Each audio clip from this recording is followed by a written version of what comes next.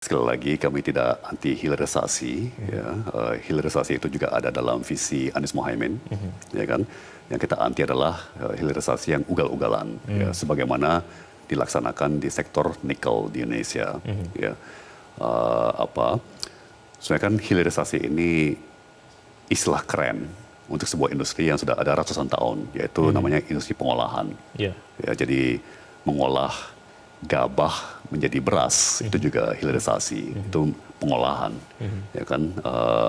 Mengolah tebu menjadi gula itu juga pengolahan, ya. Dan itu seperempat daripada ekonomi Surabaya adanya di sektor industri pengolahan. Ya, jadi tentu saja kita tidak anti industri pengolahan, ya. Tapi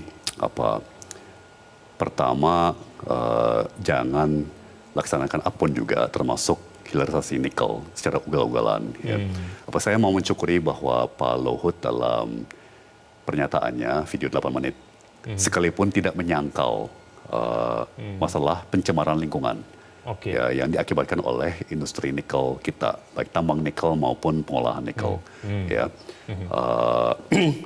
Jadi itu satu keprihatinan kami. Ya, saya juga mau mengapresiasi cawapres kami Pak Mohaimin, ya, yang menanggapi undangan Pak Luhut untuk bareng-bareng berkunjung ke Morowali, ya kan, karena nanti bisa sama-sama berenang di laut, coba yang coklat, untuk ngelihat sendiri pencemaran lingkungan, ya, bisa bicara langsung dengan rakyat setempat mengenai bentrokan-bentrokan sosial dengan TKA dari Tiongkok, ya kan.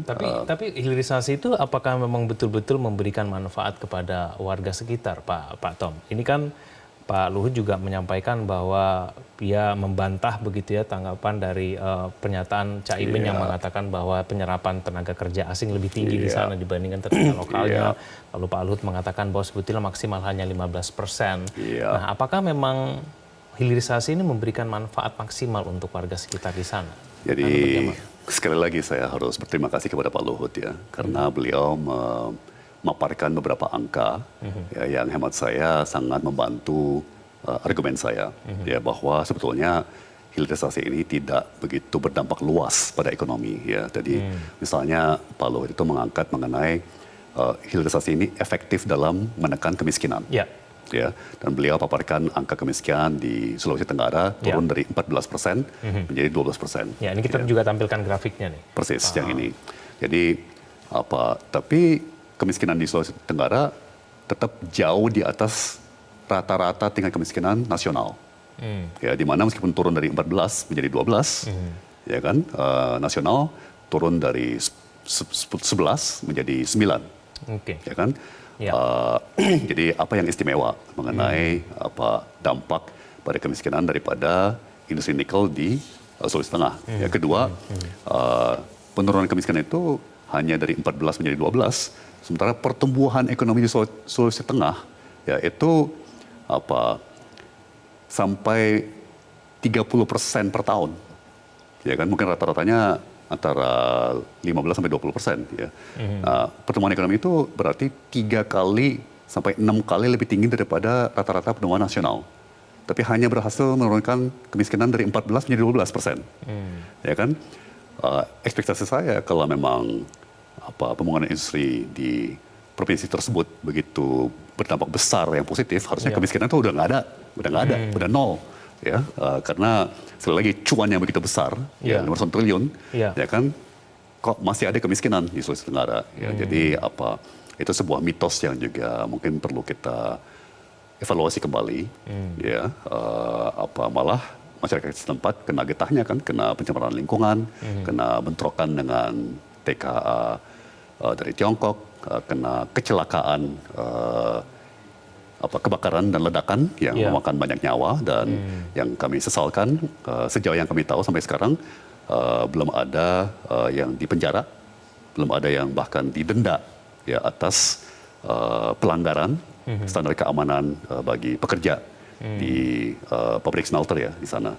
Jadi ya ini bagi kami bagian dari situasi saat ini, ya, misalnya juga tragedi Stadion Kanjuruhan di Malang, sampai sekarang tidak ada yang dipenjara atau dituntut Akuntabilitasnya jangankan di penjara, didenda aja nggak ada yang didenda, ya kan? Jadi ini kenapa pentingnya perubahan ya, sehingga kita bisa mengembalikan yang namanya akuntabilitas. Ya.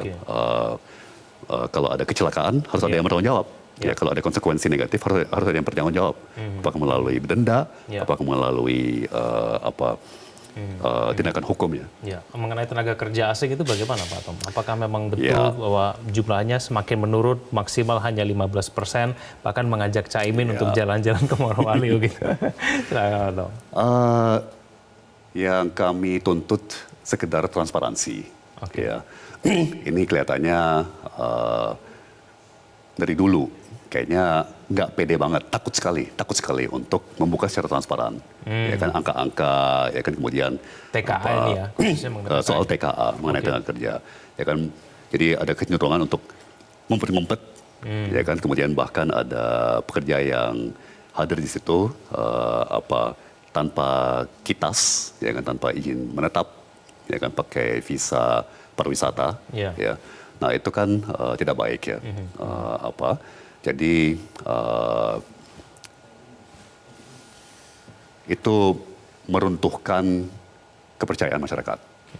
Ya, jadi kalau kita ngumpet-ngumpet, nutup-nutupin, ya kan, dan tidak mengajak bicara masyarakat, ya itulah gejala yang sudah bertahun-tahun ya, dikesampingkannya praktek konsultasi publik.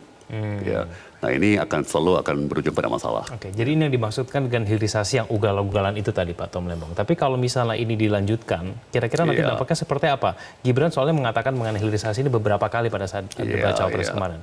Singkat saja Pak Tom. Ini sudah pasti aturan-aturan dan standar-standar mengenai lingkungan hidup harus ditegakkan. Ya, kemudian aturan-aturan mengenai kondisi aman, kondisi kerja bagi pekerja harus ditegakkan, ya kan, dan kondisi sosial, ya itu harus ditegakkan, ya. Dan itu pasti akan meningkatkan biaya operasi bagi smelter ini. Ya. Tapi kan fair dong, ya kan, masa dia ambil untung yang besar, ya kan, kemudian pekerjanya kehilangan nyawa, akibat dilanggarnya standar keamanan kondisi kerja gitu ya. Ya, yang penting memberikan manfaat bagi masyarakat sekitar itu juga penting begitu ya. Betul.